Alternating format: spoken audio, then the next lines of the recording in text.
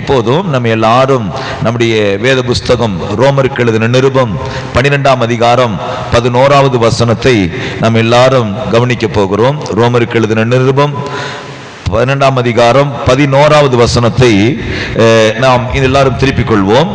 இந்த பகுதியிலிருந்து போன வாரத்திலே நான் வார்த்தையை கொண்டு வந்தேன். அதை தொடர்ச்சியாக இன்றைக்கும் அதே பகுதியிலிருந்து மறுபடியுமாக கர்த்தருடைய வார்த்தையை நான் கொண்டு வரும்படியாக விரும்புகிறேன். 12ஆம் அதிகாரம் அதிலே 11வது வசனம் இப்படி சொல்லுகிறது. அதை வாசிக்க கேட்போம். அசதியாயிராமல் ஜாக்கிரதையாயிருங்கள், ஆவியிலே அனலாயிருங்கள், கர்த்தருக்கு ஊழியம் செய்யுங்கள். இந்த சொற்றொடரை கவனிப்போம். ஆவியிலே அனலா இருங்கள் என்று வேதம் நமக்கு என்ன செய்கிறது? போதிக்கிறது. அப்ப ஆவியிலே ஒரு மனுஷன் அனலா இருக்க வேண்டும். வெளிப்படுத்தின விசேஷம் 3ஆம் அதிகாரம் 15வது வசனத்திலே லவோதிக்கா சபைக்கு அங்கே ஆவியானவர் திருவுளம் பற்றும் போது இப்படி ஒரு வார்த்தையை சொல்லுகிறார். ஒன்று, நீ அனலாயிரு, அல்லாவிட்டால் நீ எப்படி இரு? குளிராயிரு.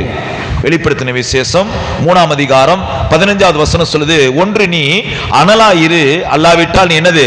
குளிராயிரு. அந்த வசனத்தை வாசிக்க கேட்போ. உன் கிரியைகளை நான் அறிந்திருக்கிறேன். நீ குளிரும் அல்ல, அனலும் அல்ல. நீ குளிராயாவது அனலாயாவது இருந்தால் நலமாயிருக்கும். இப்படி நீ குளிருமின்றி அனலுமின்றி இருக்கிறதுனாலே நான் உன்னை என் வாயிலிருந்து வாந்தி பண்ணி போடுவேன். என்ன சொல்றாரு? வாயிலிருந்து வாந்தி பண்ணி போடுவேன். அப்ப நல்ல கவனிச்சு பாருங்க. ஒன்று, குளிராயிரு, அல்லாவிட்டா நீ என்னது? அனலாயிரு. இந்த ரெண்டு கட்ட நிலைமையில விசுவாசிகள் என்ன செய்கிறாங்க? காணப்படுகிறாங்க அந்த லவோதிக்கா சபையில. அதனால தான் வேதம் அங்க சொல்லப்பட்டிருக்கிற காரியம் என்ன? நீ குளிரும் இல்ல, நீ அனலும் இல்ல. நீ குளிராயிரு, அல்லாவிட்டால் அனலாயிரு. நீ ரெண்டுமே இல்லாதனால ஒன்ன நான் என்ன செய்வேன்? என் வாயிலிருந்து வாந்தி பண்ணி போடுவேன் அப்படி சொல்றாரு. அப்ப நாம ஒண்ணு உலக மனுஷனா ஜீவிக்கலாம், அப்படி இல்லைன்னா ஆவிக்குரிய பிள்ளைகளா நம்ம என்ன செய்யலாம்? ஜீவிச்சிருக்கலாம். இப்ப ரெண்டு நிலைமையும் இல்ல. உலகத்தையும் பிளீஸ் பண்ணிக்கிறோம், இப்ப ஆவிக்குரிய நிலைமையில ஏசப்பாவையும் நம்ம என்ன செய்யறோம்? பிளீஸ் பண்ணிக்கிறோம். இப்ப வேதம் என்ன சொல்லுது? இருமனம் உள்ளவன் தன் வழியெல்லாம் எப்படி இருக்கிறானா? நிலையற்றவனா இருக்கிறான். அப்ப நம்ம வாழ்க்கையில எப்படி ஆவிக்குரிய மனுஷனா மாறுறது? இன்னைக்கு முழுவதும் உலகத்துல நீங்க கவனிச்சு பாத்தீங்கன்னா இயேசுவை தேடுறது எதுக்கு? எனக்கு ஒரு வீடு வேணும், எனக்கு ஒரு வேலை வேணும், என் மக வாழ்க்கை நல்லா இருக்கணும், என் மக வாழ்க்கை நல்லா இருக்கணும், என்னுடைய குடும்பம் என்ன செய்யணும்? ஆசீர்வதிக்கப்படணும். இதுக்குத்தான் ஒரு கூட்டம் என்ன செய்யுது? ஆண்டவரை பின்பற்றிக்கிட்டே போகுது. நான் சொல்லுகிறேன், அதையும் கர்த்தர் என்ன செய்வாரு? தருவார். அதையும் கர்த்தர் என்ன செய்வாரு? தருவார். ஆனா அதற்கு மாத்திரம்தான் நான் அவரை பின்பற்றி இருப்பேன். ஆனால் வேதம் சொல்லுகிறது, நீங்கள் இம்மைக்கு மாத்திரம் என்னை பின்பற்றுவர்களா இருப்பீர்களானால் உங்களை போல பரிதபிக்கக்கூடிய மனுஷன் வேற யாரும் இல்லைன்னு சொல்லுது. அப்ப நம்முடைய ஆவிக்குரிய நிலைமை ஏதோ ஒரு மெட்டீரியலுக்காக, ஏதோ ஒரு தேவைக்காக நாம் அவரை தேடுவோமானால் அது என் கையில கிடைச்ச பிற்பாடு என்னுடைய ஆவிக்குரிய ஜீவியம் என்ன செய்யுது? அவிழ்ந்து போய் விடுகிறது. அப்ப நம்முடைய வாழ்க்கை என்ன சொல்லுது? அங்க ஜாக்கிரதையா இருக்கணுமா? ஆவியில எப்படி இருக்கணுமா? அனலா இருக்கணுமா? எல்லாரும் சொல்லுங்க, ஆவியிலே. ஆமென். ஆவியில எப்படி இருக்கணுமா? அனலா இருக்கணும். ஆவியில எப்படி இருக்கணுமா? சொல்லுங்க, ஆவியில எப்படி இருக்கணுமா? அனலா இருக்குமா? அப்ப அனல் என்ன செய்யும்? ஏதாவது உலகம் நம்மள்ட்ட கிட்ட வந்தா என்ன செய்யும்? அதை சுட்டெரிச்சிடும். இப்ப அனலா இல்லாதனால தான் உலகம் நமக்குள்ளார என்ன செய்யுது? வாசம் பண்ண ஆரம்பிக்குது. உலகம் நமக்குள்ளார என்ன செய்யுது? வாசம் பண்ண ஆரம்பிக்குது. அப்ப நம்ம அனலா இருந்தா உலகம் நம்மள்ட்ட கண்டிப்பா என்ன செய்யாது? கிட்டவே வரவே வராது. ஒரு ஆமென் சொல்லலாமா? இப்ப பாருங்க, நான் எப்படி இப்ப அனலா இருக்கிறது? அதான கேள்வி. நான் இப்ப எப்படி அனலா இருக்கிறது? அப்படின்னா நான் என்ன செய்யறது? கொஞ்சம் ஒரு டன் விரவை வாங்கி அந்த விரவை கொளுத்தி வச்சுட்டு நான் போய் பக்கத்துல நின்றா அந்த அனல் என் மேல படும்போது, இப்ப பக்கத்துல இருக்கிற ஆளை என் கையை தொடுங்க, இப்ப பாருங்க சுடுது. அந்த அனல் அல்ல. ஆவிக்குரிய ஜீவியத்துல ஒரு அனல் இருக்குது. அந்த அனல் நமக்குள்ளாக இருந்தாதான் நான் சொல்லுகிறேன், இந்த உலகத்தை நம்ம என்ன செய்ய முடியும்? ஜெயிக்க முடியும். இந்த உலகத்தை மேற்கொள்ள முடியும். இந்த உலகத்தை நிறைய பேர் இந்த உலகத்தை மேற்கொள்ள முடியல, குடும்பத்தை மேற்கொள்ள முடியல, சமுதாயத்தை மேற்கொள்ள முடியல, தொடர்ந்து ஆவிக்குரிய ஜீவியத்தில் சீரா என்ன செய்ய முடியல, ஓட முடியல. ஏதோ ஒரு ஸ்ட்ரகிள் நம்மளை என்ன செய்யுது, நம்மளை ஒவ்வொரு நாளும் அமிழ்த்து கொண்டே இருக்குது. அப்ப நாம என்ன செய்யணும், அனலா மாறணும், அக்கினியா மாறணும். அப்ப வேதம் சொல்லுது, பூமியிலே நான் அக்கினியை போட வந்தேன், அது இன்றைக்கே பற்றி எரிய வேண்டும் என்று அவர் விரும்பினாராம். அப்ப உங்களுக்குள்ளாக எனக்குள்ளாக தேவன் அந்த அக்கினியை போட்டிருக்கிறார், அது பற்றி என்ன செய்யல, எரியலங்க, அணைஞ்சு போச்சு. நான் சொல்றேன், உங்களை தான் உங்க வீட்டுல பிடிச்சிருக்கிறாரு, நீங்க தான் ஒரு எரியிற கட்டை. நான் சொல்றேன், இந்த கட்டை இப்ப எரியாம புகஞ்சுக்கிட்டே இருக்கணும்னா நிறைய பேர் என்ன செஞ்சுவாங்க, இந்த கட்டை புகையுது, ஐயோ கண்ணு என்னது எரியுது, கண்ணை எரியுதுன்னு சொல்லிட்டு இந்த கட்டையை விட்டுட்டு என்ன செஞ்சிருவாங்க, தூரம் போயிருவாங்க.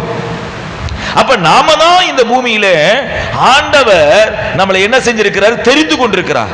இந்த விறகை தான் கர்த்தர் என்ன செஞ்சிருக்கிறார், எரிய வச்சிருக்கிறார். அப்ப இது என்ன செய்யணும், அமைஞ்சி அமைஞ்சி அமைஞ்சி எரிஞ்சா யாருக்காவது பிரயோஜனம் இருக்குமா?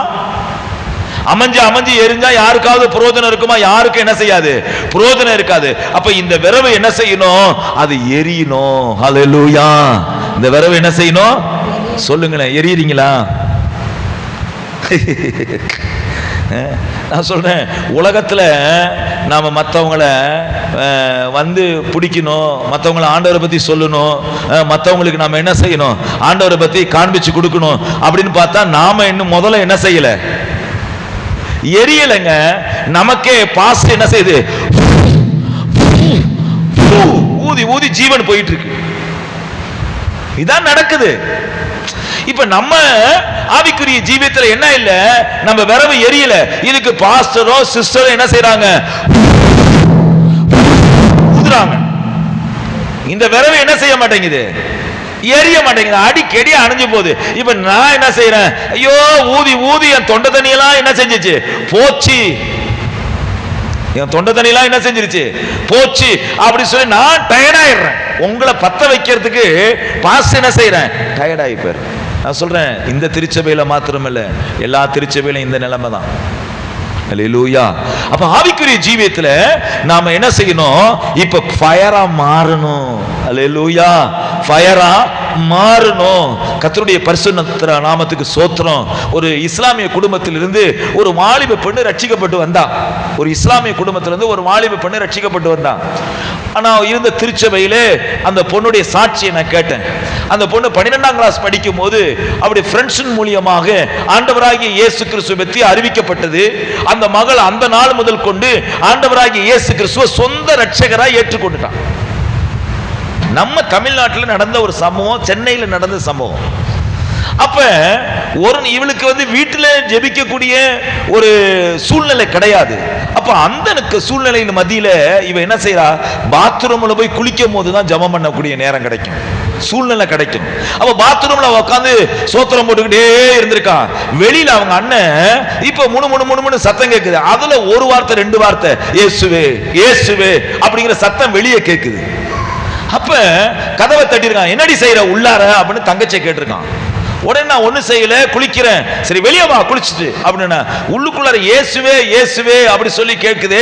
என்ன ஒரு காரியம் அப்படின்னு கேட்கும் போது அந்த பொண்ணு இப்ப என்ன செஞ்சு, காலேஜ் ஃபர்ஸ்ட் இயர் போயிருச்சு. அப்ப அதோடைய புஸ்தகத்தெல்லாம் திருப்பி பார்க்கறான். அதுல புதிய ஏற்பாடு பைபிள் பேக்குக்குள்ள இருக்குது, அதெல்லாம் எடுத்து கொளுத்துறான். அந்த பொண்ணை என்ன செய்யறான், இனிமேலுக்கு நீ காலேஜுக்கெல்லாம் போக வேணாம் அப்படின்னு அடிச்சு வீட்டுக்குள்ளேயே வைக்கிறான்.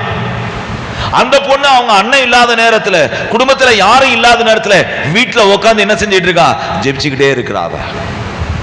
ஒரு நாள் அவங்க அண்ணன் என்ன செய்யறாரு, நைசா வீட்டு அப்படியே வந்து கதவை தட்டல, கதவை தட்டாம வெளியில நின்று கேட்கிறாரு. அங்க ஜெபசத்தம் வீட்டுக்குள்ள கேக்குது. அப்ப கதவை திறந்துட்டு அந்த பொண்ணு அந்த முட்டிகாலுக்கு கீழே அப்படியே சூடு போடுறான். முட்டிகாலுக்கு கீழே என்ன செய்யறான், சூடு போடுறான். அப்ப சூடு தாங்க முடியாம அது என்ன செஞ்சிச்சு, ஃப்ரெண்ட்ஸ் வீட்டுக்கு ஓடிடுச்சு.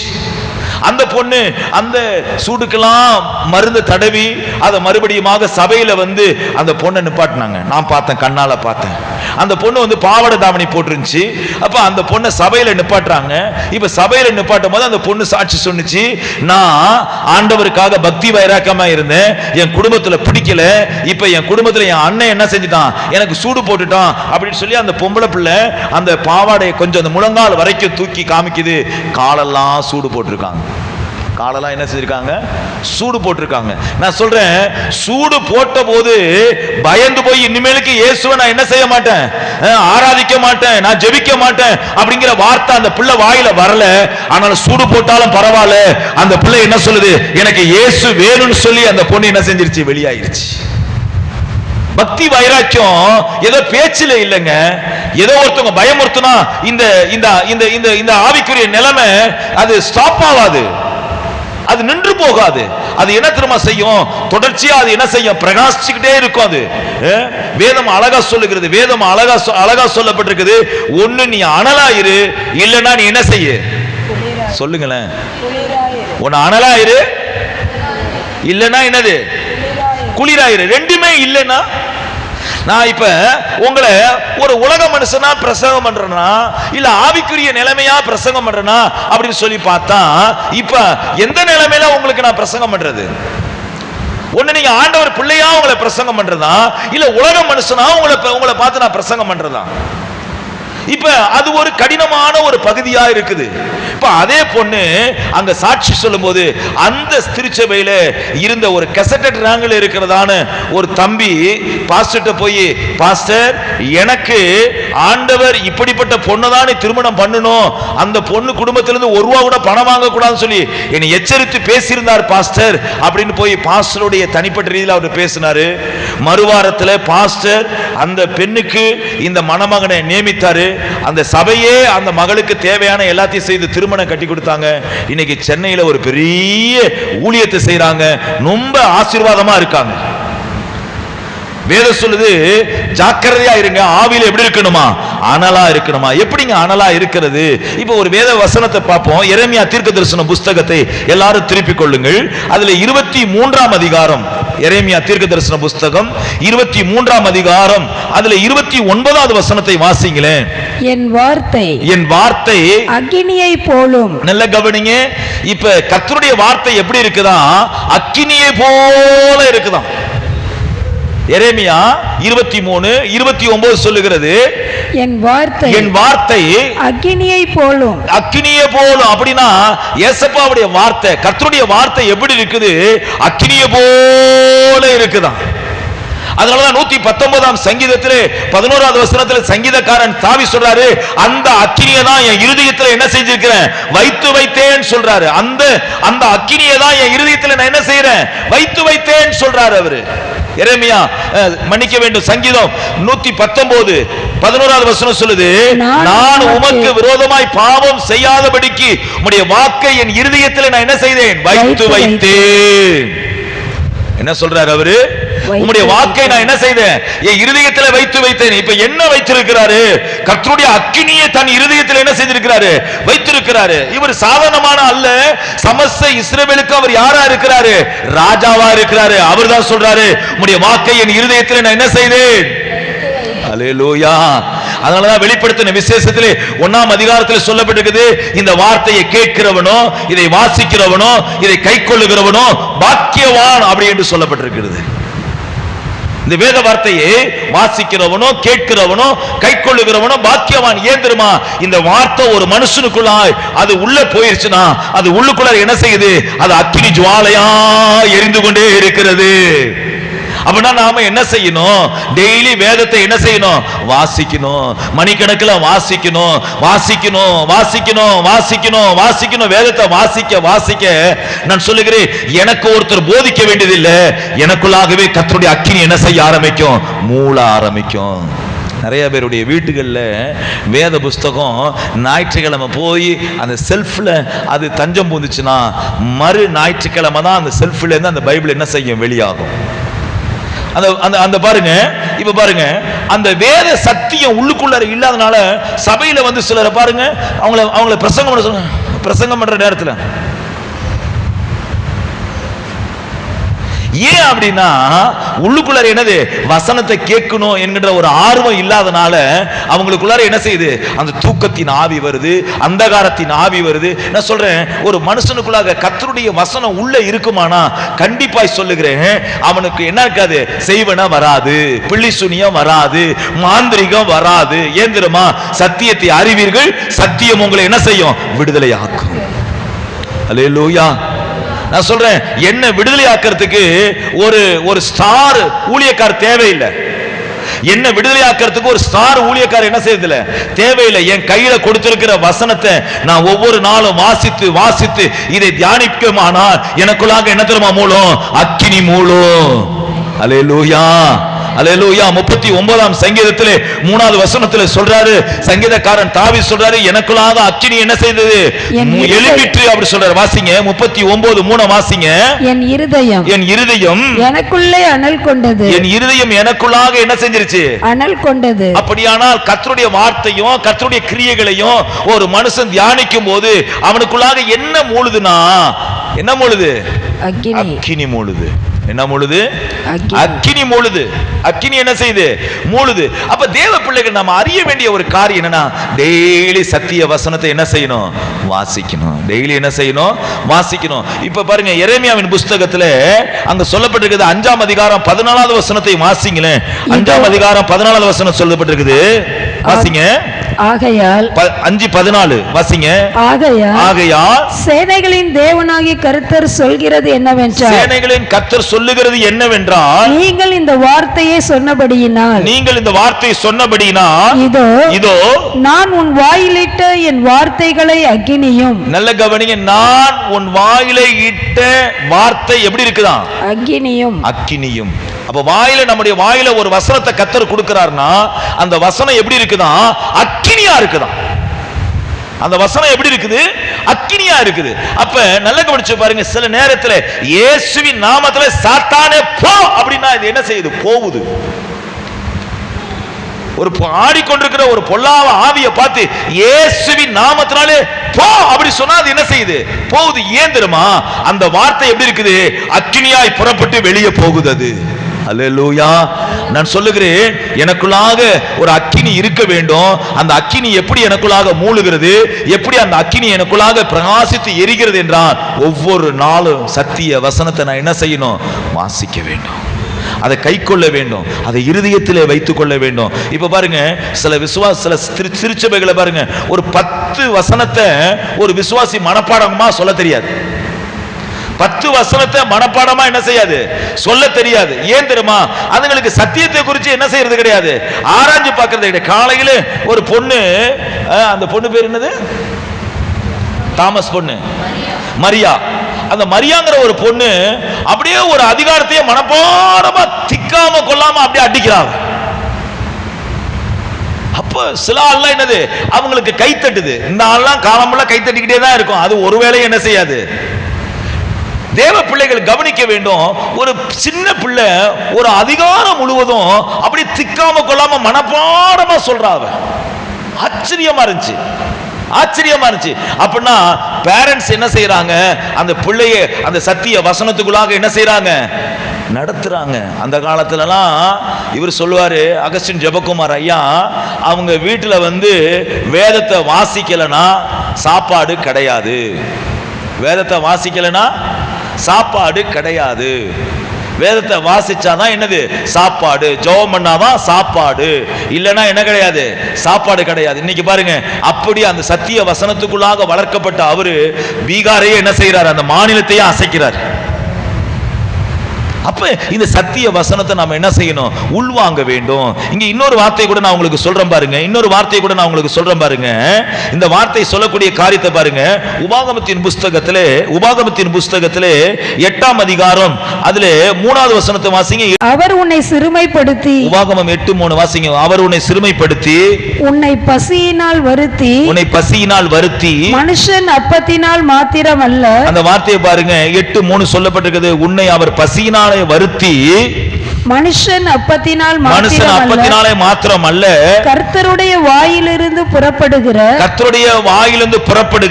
ஒவ்வொரு வார்த்தையினால் அவன் என்ன செய்வானா? பிழைப்பான். அப்ப நல்ல கவனிங்க, நம்மளை பிழைப்பு ஊட்டக்கூடிய காரியம் எது? இந்த சத்திய வசனம் தான். அப்ப இந்த சத்திய வசனத்தை நம்ம டெய்லி என்ன செய்யணும்? ரீட் பண்ணணும். சாத்தான்ட்ட இயேசு என்ன சொன்னாரு? 40 நாள் அந்த மலையிலே அவர் உபவாசம் பண்ணி பிடிச்ச பிற்பாடு சாத்தானால சோதிக்கப்படும் போது இயேசு இந்த வார்த்தை என்ன செய்யறாரு? பயன்படுத்துறாரு. மனுஷன் அப்பத்தினாலே மாத்திரம் மாத்திரமல்ல தேவனுடைய வாயிலிருந்து புறப்படுகிற ஒவ்வொரு வார்த்தையினாலும் அவன் என்ன செய்வான் என்று எழுதியிருக்கிறதே என்றார். அவன் என்ன சொல்றான்? சாத்தான் இந்த கல்லுகளை அப்பமாகும்படி சொல்லு, அது அப்பமாகுமா அப்படி சொல்லி அவரை சோதிச்சான். இயேசு சொல்றாரு, மனுஷன் அப்பத்தினாலே மாத்திரமல்ல தேவனுடைய வாயிலிருந்து புறப்படுகிற ஒவ்வொரு வார்த்தையினாலும் அவன் என்ன செய்வான்? பிழைப்பான் என்று எழுதியிருக்கிறது. இந்த உபாகம் 8:3 என்ன செய்யறாரு? சாத்தானுக்கு காண்பிச்சு கொடுக்கிறாரு. அப்ப நமக்கு வசனம் கண்டிப்பாக என்ன செய்யணும்? தெரியணும். ஒரு வாலிபனை குறித்து சொல்ல போனா, வாலிபன் தன் வழியை எதனால் சுத்தம் பண்ணி கொள்ளுவான்? வசனத்தின்படியே தன்னை காத்துக் கொள்ளுகிறதுனாலே தானே அப்படி என்று சொல்லப்பட்டிருக்கிறது. 119ஆம் சங்கீதத்திலே 105வது வசனம் சொல்லுகிறது, வாசிங்க. 119ஆம் சங்கீதத்திலே 105வது வசனத்தை வாசிங்க. உம்முடைய வசனம் என் கால்களுக்கு தீபமும். நல்ல கவனிங்க, அவருடைய வசனம் என்ன சொல்றாரு?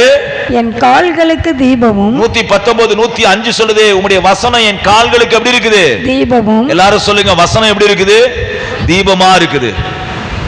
நான் சொல்றேன், அந்த வசனம் உள்ளுக்குள்ள போச்சுன்னா உள்ளுக்குள்ள இந்த ஆத்துமாவை என்ன செய்யும்? கொழுந்து விட்டு எரிய வைக்கும். கொழுந்து விட்டு என்ன செய்ய வைக்கும்? எரிய வைக்கும். 119ஆம் சங்கீதத்திலே 105வது வசனம் தெளிவாய் சொல்லுகிறது, உம்முடைய வசனம் என் கால்களுக்கு எப்படி இருக்குதான்? தீபமா இருக்குதான். என் பாதைக்கெல்லாம் எப்படி இருக்குது? வெளிச்சமா இருக்குதான். அப்ப இதை விட்டுட்டு இன்னைக்கு இதை விட்டுக்கிட்டு இப்ப பாஸ்டர் வந்து உங்கள்ட்ட பிரசங்கம் பண்றேன். எதை பிரசங்கம் பண்றேன்?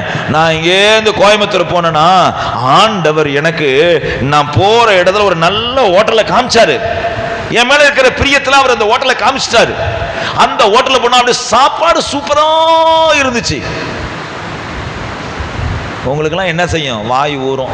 நம்மளும் போய் ஒரு நாள் அந்த ஹோட்டல்ல சாப்பிடுவோம், அப்படிதான் தோணும். பலிபீடத்திலிருந்து என்ன பிரசங்கிக்கப்படணும்? கர்த்தருடைய வார்த்தையை தான் பிரசங்கிக்கணும். கர்த்தருடைய வார்த்தையை தான் சொல்லி கொடுக்கணும்.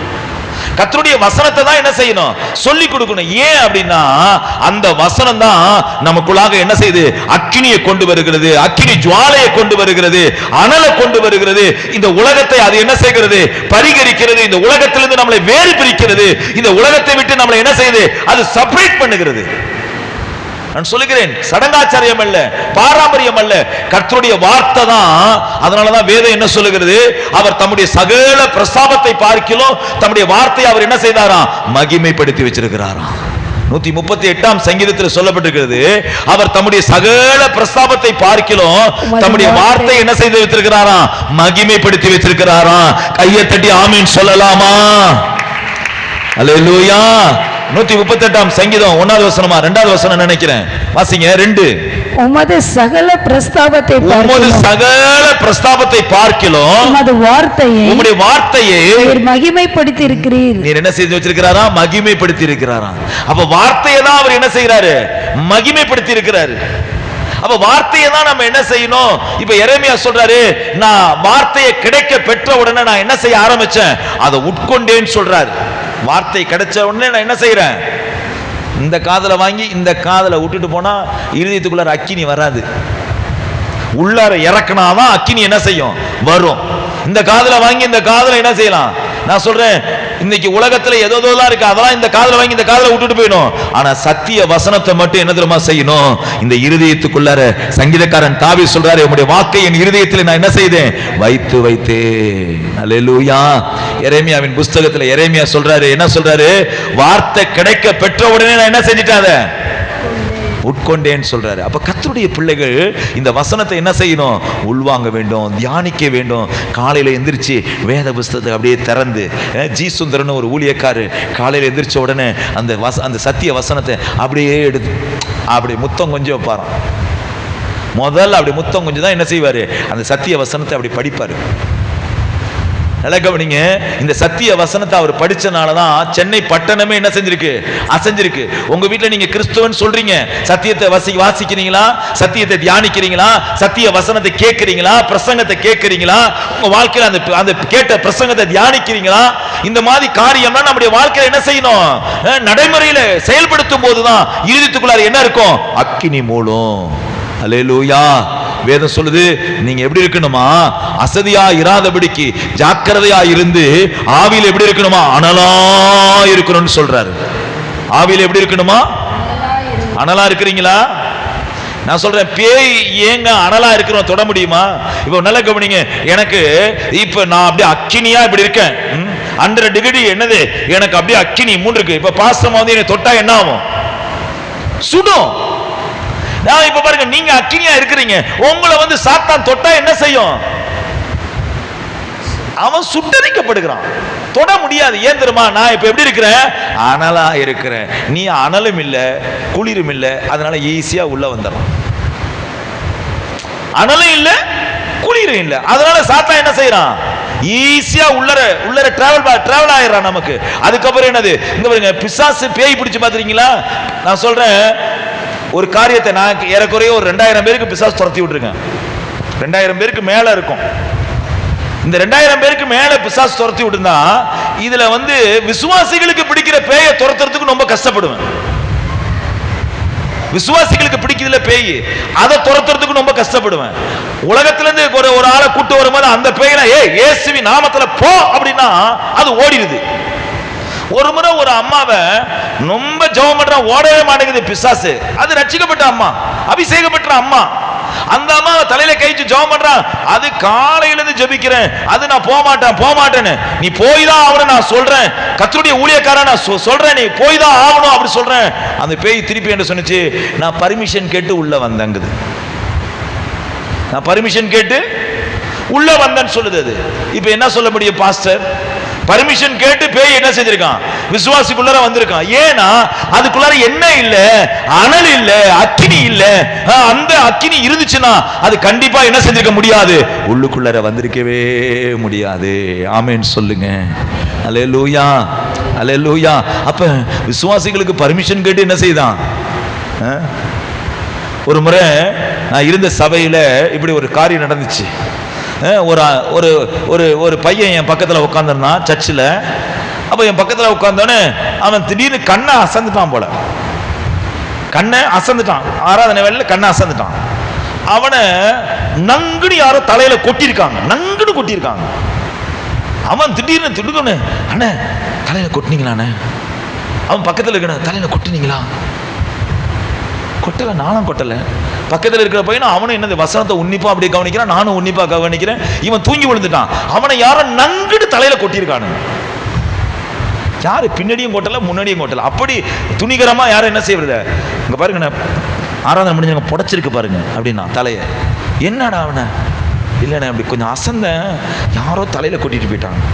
நான் சொல்றேன், இன்னைக்கு நாம அசந்த நேரத்துல தான் என்ன செய்யறான்? பிசாசு நங்குன்னு கொட்டிடுறான். இப்போ வழியால துடிக்கிறோம் நம்ம, வழியா நடந்த சம்பவங்க, வழியால துடிக்கிறோம் நம்ம. அப்ப தேவ பிள்ளைக்கு காரணம் வேதம் சொல்லுது, நீ ஜாக்கிரதையாயிரு. ஆவியில எப்படி இருக்கணுமா? அனலா இருக்கணுமா? ஆவியில எப்படி இருக்கணுமா? அனலா இருக்கணுமா? அப்ப அனலா இருக்கணும். இல்லைன்னா நீ கண்ணை அசந்த நேரத்துல அவன் என்ன செஞ்சிருவான்? நங்குன்னு ஒரு கொட்டை தலையில வைப்பான். அது அந்த கொட்டி என்னது? ஒரு வாரம் ஃபுல்லா அப்படியே கில்னஸாவே இருக்கும். எங்க போறோம், எங்க வாரோம், யார்கிட்ட பேசுறோம், எங்க போய் நம்முடைய நடக்கலாம் எங்க இருக்கு அப்படின்னு தெரியாம போயிட்டே இருக்கும். எத்தனையோ முறை பிசாசு அப்படி யாரெல்லாம் கொட்டியிருக்கு. அல்லேலூயா. தேவ பிள்ளைகள் கவனிக்கணும். வேதம் சொல்லுது, அந்த வசனம் ரோமர் 12:11 அழகா சொல்லுகிறது, அசதியாயிராமல் ஜாக்கிரதையா இருக்கணுமா? ஆவியில எப்படி இருக்கணுமா? அனலா இருக்கணுமா? கர்த்தருக்கு ஊழியம் செய்யணுமா? அல்லேலூயா. ஜாக்கிரதையா இருக்கணுமா? நம்ம ஜாக்கிரதையா என்ன செய்யணுமா?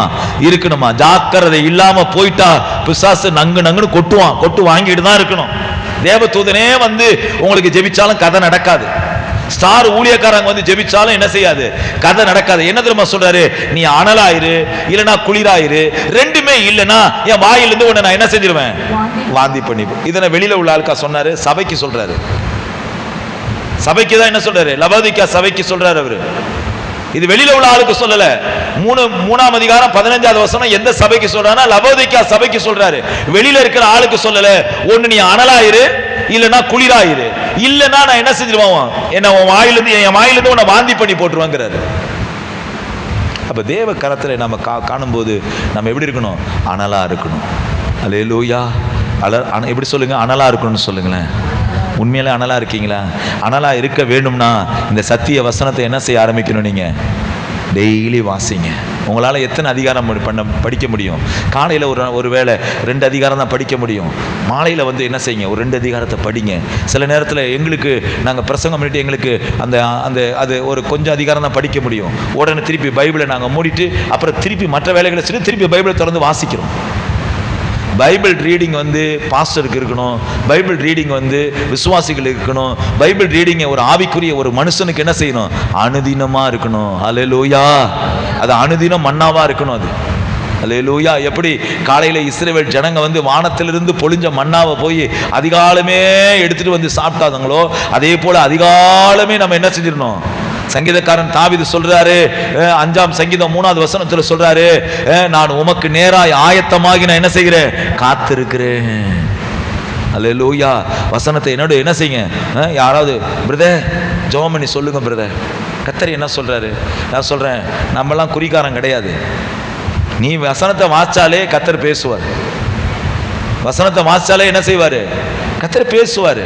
அப்ப இந்த வசனம் தான், இந்த வசனமே நம்மளை என்ன செய்யும்? வேதம் சொல்லுது, அது எப்படி இருக்குதான்? பாதைக்கு எப்படி இருக்குதான்? வெளிச்சமா இருக்குதான். கால்களுக்கு தீபமும் பாதைக்கு எப்படி இருக்குது? வெளிச்சமா இருக்கு. இதை வாசிச்சாலே வெளிச்சம் கிடைக்கும். இதுல போலாமா வேணாமா, இதை செய்யலாமா வேணாமா, இதுக்கெல்லாம் யார் தேவையில்லை?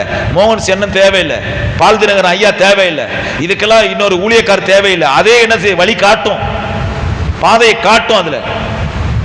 அப்ப அதை நம்ம என்ன செய்யணும்? டெய்லி வாசிக்கணும். கைகளை உயர்த்தி ஆமென் சொல்லலாமா? இருக்கிற இடத்துல எழுந்து நின்று ஹல்லேலூயா. ரகதரியா துரபலா ஷகதரியா துரபலா ரகதுரபலபா சந்தரபலபா. மனுஷன் அப்பத்தினாலே மாத்திரமல்ல, தேவனுடைய வாயிலிருந்து புறப்படுகிற ஒவ்வொரு வார்த்தையினாலும் பிழைப்பான் என்று சொல்லப்பட்டிருக்கிறது. அந்த 23ஆம் அதிகாரம் 29வது வசனம் எரேமியாவில் சொல்லப்பட்டிருக்கிறது. அந்த வசனம் என்ன சொல்லுகிறது என்றால், கர்த்தருடைய வார்த்தையானது அக்கினியாய் இருக்கிறது என்று சொல்லப்பட்டிருக்கிறது. அதை ஒரு மனுஷன் வாசிக்கும் போது அந்த அக்கினி அவன் இருதயத்துக்குள்ளாய் வருகிறது. சங்கீதக்காரன் தாவீது சொல்லுகிறார், நான் உமக்கு விரோதமாய் பாவம் செய்யாதபடிக்கு உம்முடைய வாக்கை என் இருதயத்திலே நான் என்ன செய்தேன்? வைத்தேன் என்று சொல்லுகிறான். அப்படியானால் கர்த்தருடைய வார்த்தையை நாம் என்ன செய்யணும்? டெய்லி வாசிச்சு இதை இருதயத்தில் வச்சு அசை போடுகிறவர்களா இருக்க வேண்டும். கைகளை உயர்த்தி நன்றி இயேசுவே. எல்லாரும் வாய்களை திறந்து நன்றி இயேசுவே, நன்றி இயேசுவே, நன்றி இயேசுவே. உம்மை நன்றியோடு சோதரிக்கிறோம்ப்பா. இந்த ராத்திரி வேளையில உம்மை நன்றியோடு சோதரிக்கிறோம்ப்பா. ஆண்டவரே, உம்முடைய வார்த்தைகளை டெய்லி வாசிக்க எங்களுக்கு உதவி செய்யுங்கப்பா. இந்த வார்த்தை இல்லாம எங்களுக்கு வாழ்க்கை இல்லப்பா. இந்த வார்த்தை இல்லாம எங்க வாழ்நாள் தொடங்க கூடாதப்பா. எங்க அதிகாலை வேலை தொடங்க கூடாதப்பா. ஆண்டவரே, ஒரு நாளும் இந்த வார்த்தை இல்லாம நாங்க வேற ஒரு அலுவல் போக கூடாதப்பா. இந்த வார்த்தையே ஒவ்வொரு நாளும் வாசித்து வாசித்து வாசித்து வாசித்து தியானிக்க கர்த்தர் உதவி செய்யுங்க. இந்த மாலை வேளையில வந்த பிள்ளைகள் எல்லாரையும் ஆசீர்வதிங்க. இரத்த கோட்டைக்குள்ளாய் மூடிக்கொள்ளுங்க. தேவ கரத்திலே மூடிக்கொள்ளுங்க. ஆண்டவரே, பிள்ளைகள் மேல் நம்முடைய கரம் இருக்கும்படியாய் ஜெபிக்கிறேன். பெரிய காரியங்களை செய்யுங்க, ஆசீர்வதிப்பீராக. இயேசு மூலம் பிதாவே, ஆமென். என் ஆத்துமாவே என் முழு உள்ளமே பரிசுத்த நாமத்தை சோதரி. என் ஆத்துமாவே கர்த்தரை சோதரி. ஆமென். நம் ஆண்டவராகிய இயேசு கிறிஸ்துவினுடைய கிருபையும் பிதாவாகிய தேவனுடைய அன்பும் பரிசுத்த ஆவியானுடைய வழிநடத்தலும் அவருடைய மாறாத பிரசன்னமும் நம் அனைவரோடு கூட இன்றும் என்றும் சதா காலங்களிலும் இருப்பதாக. ஆமென். God bless you. கர்த்தர் உங்களை ஆசீர்வதிப்பாராக.